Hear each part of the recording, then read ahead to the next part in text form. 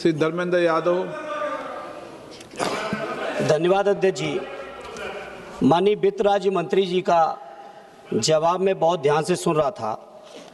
मैं अपने पूर्व सदस्य के साथ संबद्ध करते हुए, माननीय मंत्री जी, हम अपनी बात नहीं कह रहे, लेकिन पूरा देश प्रधानमंत्री जी की बात को ध्यान से सुनता भी है, मानता भी है। मैं आज इस मौके पर माननीय मंत्री जी, प्रधानमंत्री जी की बात जो पिछली बार उन्होंने याद दिलाई हमारे पूर्व साथी ने, प्रधानमंत्री जी ने कहा था कि रुपए के साथ देश की साख गिरती है। अध्यक्ष जी सवाल कर लें दीजिए, नहीं तो मैं छोड़ दे रहा हूँ। आप नहीं अध्यक्ष जी छोड़ दे रहा हूँ, मैं नहीं ले रहा हूँ। छोड़ दो, बैठ जाओ। मैं छोड़ दे रहा हूँ, कोई दिक्कत नहीं मुझे। चलो, जब सवाल करने नहीं देना अध्यक्ष जी तो आप सवाल पूछो ना, जो एक बार। माननीय मंत्री जी, क्या आज आप इस बात पे कायम हैं कि प्रधानमंत्री जी की साख रुपए के साथ गिर रही है या नहीं?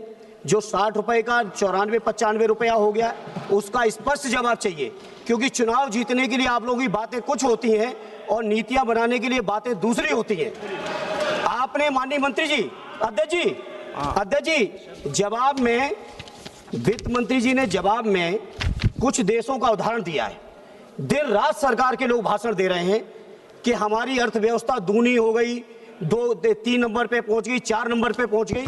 और जब अर्थव्यवस्था के लिए आप जवाब देते हैं रुपए के मुकाबले पे, तो आप उदाहरण के तौर पे दक्षिण कोरियाई बोट कहते हैं, थाई बाट को कहते हैं, फिलीपीन पैसों को कहते हैं। मैं पूछना चाहता हूं, वो दिन कब आएगा हमारे देश का जब हमारा मुकाबला डॉलर से होगा, पाउंड से होगा, यूरो से होगा? जिस तरह चौथी अर्थव्यवस्था की बात करते हो, विकसित देशों से आगे हम कब बढ़ेंगे?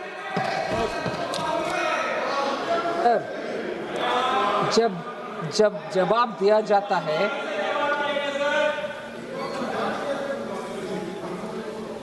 सर, आर्थिक परिस्थिति के ऊपर जब जवाब दिया जाता है, हर आंकड़ा का विवरण के साथ मंत्री जी पंकज चौधरी जी ने जवाब दिया। फिर भी अगर प्रधानमंत्री का साख, मैं याद दिलाना चाहती हूँ, 2 महीने पहले तक एक रीसेंट सर्वे में भी, ग्लोबली जो सर्वे हुआ, सभी प्रधानमंत्री और राष्ट्रपति गण के पॉपुलैरिटी के ऊपर जहां सर्वे हुआ, भारत के प्रधानमंत्री सबसे ऊपर है। इकोनॉमी का विषय इन्होंने प्रश्न पूछा और भारत के प्रधानमंत्री का साख क्या है, इसका जवाब यही है। भारत के प्रधानमंत्री के साख ऊपर है। ये लोग उसको पचना मुश्किल समझ रहे हैं, इसीलिए बार बार उसी के ऊपर प्रश्न चिन्ह उठाया जा रहा है। जबकि भारत उठाए, मगर जवाब जब देती हो सुनना चाहिए। Listen to the answer. Sir, Bharat के इकोनॉमी एकदम स्ट्रांग है। हमारे फिस्कल सिचुएशन स्ट्रांग है और फिस्कल डेफिसिट 5 साल में कैसे मेंटेन करके आ रहे हैं, इसके ऊपर पूरे दुनिया में प्रशंसा हो रही है। और ये भी है, हमारे फॉरेन एक्सचेंज रिजर्व इतना बरकरार है, सॉलिड भी है। इसके कारण आज हम डॉलर का व्यवस्था को पूरे दुनिया देख रही है। हर एक इमर्जिंग मार्केट का इकोनॉमी के साथ भारत को तुलने में हमारे रुपया ठीक चल रही है, और रुपया को ठीक चल रही है, बिल्कुल ठीक चल रही है। No, absolutely going fine. Sir, अगर प्रश्न पूछने वाले को कम से कम जवाब सुनने का क्षमता होना चाहिए।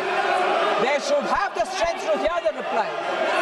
सर, रुपये का विषय मैं बार बार इसी उदाहरण के साथ बोलना चाह रही हूँ। रुपये का विषय में आप सुनिए जवाब। झूठ बोलने के लिए उधर से इधर आ गए आपके स्थान पर जाइए अगर स्पीकर साहब बोलेंगे।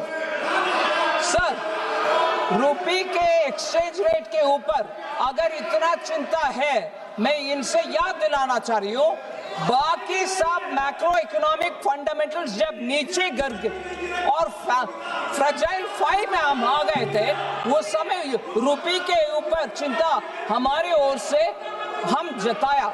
मगर आज जब फंडामेंटल सब ठीक ठाक है और दुनिया में इतना चल रही है और हर देश के करेंसी ऊपर नीचे जा रही है, इनको सिर्फ एक विषय इनको पकड़ करके हमारी इकोनॉमी को, हमारे देशवासियों का कृषि को, हमारे देशवासियों का मेहनत को अंडरमाइन करने के लिए हमारी ऑपोजिशन अगर है वो ठीक नहीं है। आज हमारे देश का रिक्वायरमेंट है हमारे अपने जनता का मेहनत को हम कॉग्निसेंस में ले और उसका साथ खड़े रहे, उनके साथ खड़े रहे, ना कि हमारे देश को ही कभी बार बार नीचे दिखाने के लिए ये प्रयत्न जो चल रही है वो गलत है।